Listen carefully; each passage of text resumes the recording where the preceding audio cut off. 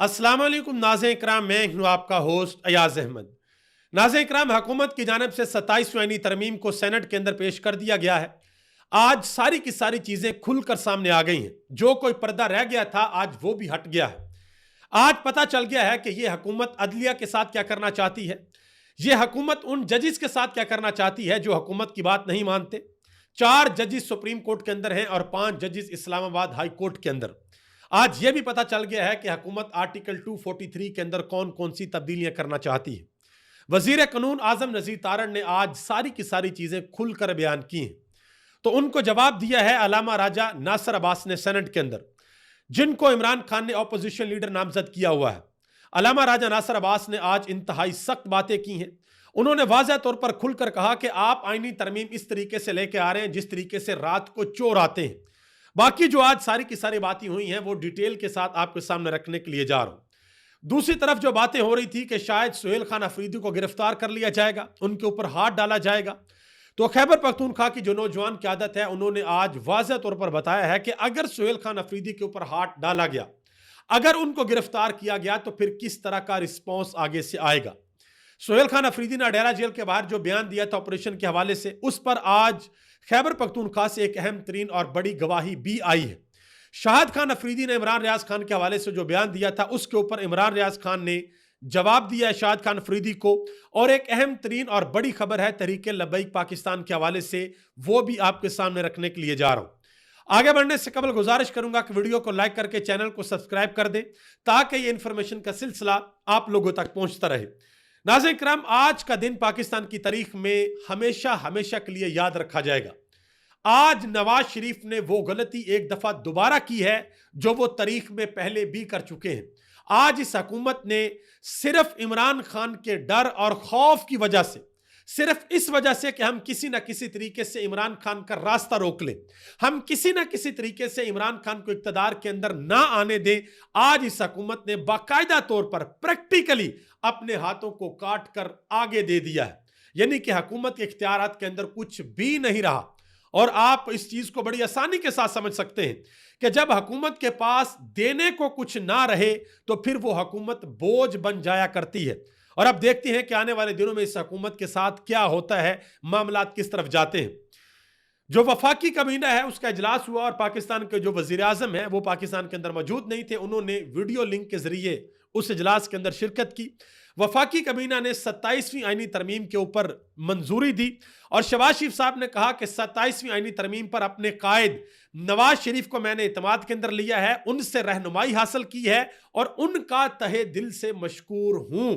तो भाई ये बात याद रखिएगा, कल को अगर नवाज शरीफ साहब ये कहें कि नहीं जी मेरे से तो पूछा नहीं गया था, फैसले मेरी साहबजादी ने किए थे या मेरे भाई ने किए थे, छोटे भाई ने, ठीक है, तो आज ये बात ऑन रिकॉर्ड है कि ये सब कुछ जो भी हो रहा है ये नवाज शरीफ की मर्जी से हो रहा है। कल को नवाज शरीफ किसी किस्म का कोई बहाना नहीं बना सकते। आजम नजीर तारड़ जो कि वजीर कानून है, उन्होंने आज ये कहा कि 27वीं आईनी तरमीम का बिल सेनेट में पेश करने जा रहे हैं। आर्टिकल 243 में फौज की कमान से मुतल्लक तरमीम का मामला बहुत अहम है। वफाकी आईनी अदालत के क्याम के लिए बिल पार्लियामेंट में पेश किया जाएगा। जजिस तबादलों का मामला जुडिशल कमीशन के सुपुर्द किया जाएगा। मजीद कहा कि अज खुद नोटिस का इख्तियार खत्म किया है ताकि फिर कोई चीफ जस्टिस आकर लोगों को बेलिबास ना करे, हस्पतालों में छापे ना मारे, वजीर आजम को घर ना भेजे, वजीर आजम को सूली पर ना लटकाए। शख्सियात के लिए नहीं मुल्क के लिए तरमीम की जाती हैं। जिन जवानों ने शहादतें दी, भारत से जंग जीत कर दी, जिन कमांडरों ने लीड किया, जो कौमी हीरो हैं, हमें उनकी इज्जत और वकार का एहसास है। यह भी कहा कि एक बंदे, वो बंदे कौन से हैं, field marshal general Asim Munir, उन्होंने अपनी सारी उम्र दी, उसने इस मुल्क की खिदमत की, जंग जीती, कई महाजों पर कामयाबी हासिल की, कौम ने उसे टाइटल से नवाजा। यह फर्द वहाद का फैसला नहीं होगा कि आप उससे यह टाइटल वापस लें। यानी कि मुस्तकबिल में कोई फर्द वहाद field marshal general Asim Munir को उनसे जो टाइटल है वो वापस नहीं ले सकता। अब उसका तरीकाकार क्या है वो मैं आपके सामने रखता हूं। आर्टिकल 243 के अंदर जो अहम तरीन तब्दीलियां हैं वो क्या है, और ये 243 आर्टिकल जो है ये आर्म फोर्सेस के हवाले से है। सबसे पहले नंबर पे जो फील्ड मार्शल बनेंगे, चाहे वो बड़ी फौज से हों या फजाइया से हों या बहरी फौज से हों, उनका जो रैंक है और जो यूनिफॉर्म है और जो उनकी मरात हैं वो ताहयात होंगी। ताहयात होंगी जब तक वो हयात है। दूसरे नंबर पे फील्ड मार्शल को हटाने के लिए जो तरीकाकार है वो वही होगा जो सदर को हटाने वाला तरीकाकार होता है, यानी कि दोनों ऐवानों के अंदर, कौमी असेंबली और सेनेट के अंदर आपको 2/3 अक्सरियत चाहिए होगी, 292 अरकान की आपको जरूरत होगी। तीसरे नंबर पर फील्ड मार्शल के खिलाफ किसी भी अदालत में किसी किस्म का कोई केस नहीं चल सकेगा, उनके खिलाफ किसी किस्म की कोई कार्रवाई नहीं हो सकेगी। और चौथे नंबर पे बड़ी फौज का जो सरबराह है वो तीनों अफवाज का सरबराह होगा, यानी कि जो हमारे आर्मी चीफ है, जैसे पहले जनरल मुशर्रफ थे, फिर जनरल कियानी थे, फिर जनरल बाजवा थे, अब field marshal general Asim Munir हैं, तो ये सारे बड़ी फौज के सरबराहान थे। तो अब से जो बड़ी फौज का सरबराह होगा वो तीनों अफवाज का सरबराह माना जाएगा। तो आर्टिकल 243 में ये अहम तरीन तब्दीलियां की गई हैं। ये सारी की सारी बातें वजीर कानून आजम नजीर तारण ने आज ऐवान के अंदर, जो ऐवान बाला है हमारा सेनेट, उसके अंदर बताई हैं। तो फिर दूसरी तरफ से जो अपोजिशन है उन्होंने भी आज बड़ी सख्त बातें की, उन्होंने तकरीर की हैं। अलामा राजा नासिर अब्बास, जिनको इमरान खान ने नामजद किया हुआ है अपोजिशन लीडर के लिए, और अभी तक अपोजिशन लीडर उनको नहीं बनाया गया, ना कौमी असेंबली के अंदर महमूद खान अचकजई को बनाया गया है और ना इनको सेनेट के अंदर बनाया गया। उन्होंने बात की, उन्होंने कहा कि आप आईनी तरमीम ऐसे लाएंगे कि जैसे रातों को चोर आते हैं। उन्होंने कहा कि यह तो पाकिस्तान के लिए नुकसानदेह है, यह वतन की सालमियत के ऊपर वार है, आइन के ऊपर हमला है। उन्होंने कहा कि हम इसकी मजम्मत करते हैं, कभी साथ नहीं देंगे। मजीद कहा कि जो अमरानी मुआहदा किया था वो आज दफन होने जा रहा है। उन्होंने कहा कि लगता है कि वजीर कानून जादूगर है, ऐसी चीजें जिससे नफरत की जाए ये उसको भी पाक बनाकर पेश करते हैं। ये अलामा राजा नासिर अब्बास ने बात की। मजीद उन्होंने कहा कि हमें आईनी तरमीम के जरिए छोटे और बड़े फिरौन नहीं बनाने चाहिए। आप तो किसी से पूछते ही नहीं, क्योंकि आपके पास गोली है, आपके पास ताकत है। पाकिस्तान में ताकतों को कंट्रोल करने के चेक्स होने चाहिए। यह भी कहा कि खुदा ना करे कि यह खबर सही हो, ये गजा में फौज भेजने के हवाले से उन्होंने बात की। उन्होंने कहा कि खुदा ना करे कि यह खबर सही हो कि आप गजा में फौज भेज रहे हैं। उन्होंने कहा कि मैंने टीवी पर सुना एक वजीर कहते हैं कि हम हमास से असला वापस लेंगे। उन्होंने कहा कि जो काम इसराइल नहीं कर सका अब वो आप करेंगे। हमास अपने वतन के दिफा के लिए लड़ रहा है, ये उनका हक है। ये बातें अलामा राजा नासिर अब्बास ने की। बाद में उन्होंने एक प्रेस कॉन्फ्रेंस भी की, प्रेस टॉक की। उन्होंने कहा कि हम सबको खत लिखेंगे और नवाज शरीफ को भी खत लिखेंगे और उनको कहेंगे कि आप वोट को इज्जत दो का नारा लेकर निकले थे, अब आप ये कौन सा पाकिस्तान बना रहे हैं। इस तरमीम से पाक फौज को कोई फायदा नहीं है, उन्हें इससे बचना चाहिए। यह अलामा राजा नासिर अब्बास ने बात की। मजीद कहा कि आइन के अंदर लिखा है कि हाकिमियत अल्लाह ताला की है। उन्होंने कहा तो क्या अल्लाह ताला इजाजत देता है कि एक मुजरम जालिम को यह कहा जाए कि तुम जो मर्जी करो, तुम कानून से ऊपर हो। मजीद कहा कि एक इंसान का कातिल पूरी इंसानियत का कातिल। ये अलामा राजा नासिर अब्बास ने गुफ्तगू की है। मजीद कुछ और लोगों ने बताया है कि ये जो 27वीं आईनी तरमीम है, इसके अंदर क्या हुआ है, इसके होने के बाद क्या होगा और इसका असर क्या होगा। ये जब इंप्लीमेंट हो जाएगी, अभी तो तजावीज आएंगे ना सारी की सारी, जब ये इंप्लीमेंट हो जाएगी तो पाकिस्तान के अंदर कौन कौन से अदारे किस किस तरीके से काम करेंगे और स्पेशली हमारी अदलिया का क्या बनेगा। इस हवाले से मतीउल्लाह जान ने एक बड़ी अहम बात की है। उन्होंने कहा कि 27वीं आईनी तरमीम में justice Mansoor Ali Shah, justice Munib Akhtar, justice Ayesha A Malik और जस्टिस अतर बनुल्लाह को घर भेजने का जाल तैयार कर लिया गया है। उन्होंने कहा कि आइन के आर्टिकल 206 में तरमीम करके यह वाज़ह कर दिया गया है कि कोई भी हाई कोर्ट का जज या कोई भी सुप्रीम कोर्ट का जज या उनको अगर हम आईनी अदालत के अंदर तैनात करें और वो इनकार करें तो फिर उनका इनकार यह समझा जाएगा कि उनको रिटायर्ड कर दें, यानी कि वो अपने ओहदे से रिटायर्ड तस्वर होंगे। तो ये उन्होंने कहा ये जाल तैयार किया गया है।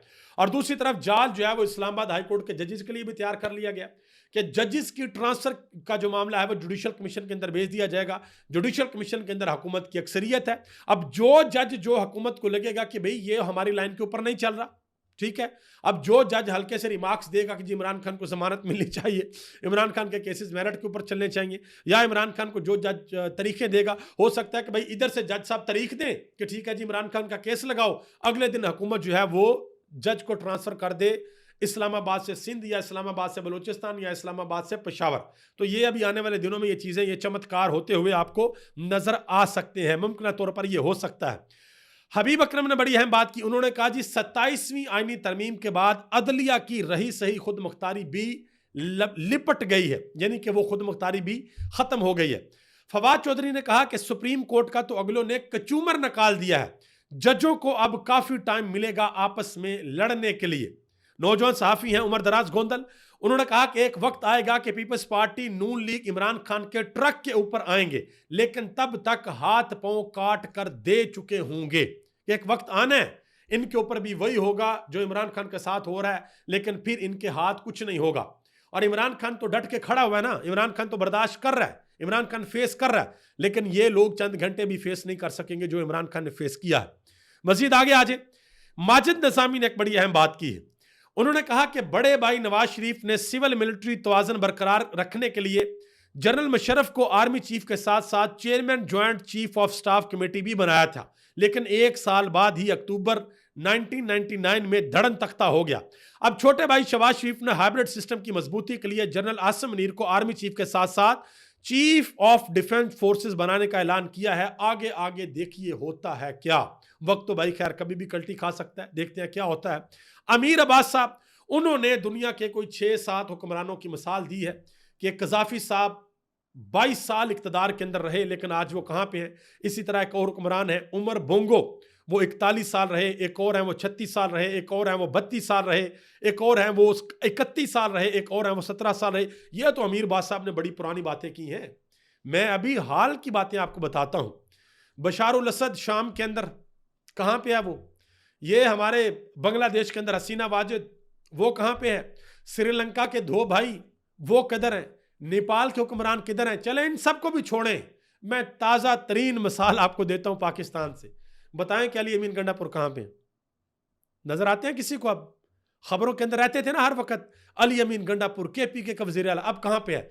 ऐसा लगता है कि जैसे सालों से कभी उनका कोई जिक्र ही नहीं हुआ। तो ये बात होती है, ये वक्त होता है जब वक्त काया पलटता है, वक्त जब फिरता है तो इस तरीके से वक्त फिर जाता है। ये अब इन हुक्मरानों को समझना चाहिए। मजहर अब्बास साहब ने बड़ी अहम बात, उन्होंने कहा कि आज मुस्लिम लीग नून और पीपल्स पार्टी के कुछ सेनेटर से बात करने से अंदाजा हुआ कि उन्हें भी बहुत सी चीजें ना चाहते हुए करनी पड़ रही हैं, और उन्होंने बेबसी का इजहार किया है। उनके चेहरे बता रहे थे कि वो 27वीं यानी तरमीम के जरिए जमहूरियत को इस्तेहकाम नहीं बल्कि मजीद कमजोर करने के लिए जा रहे हैं।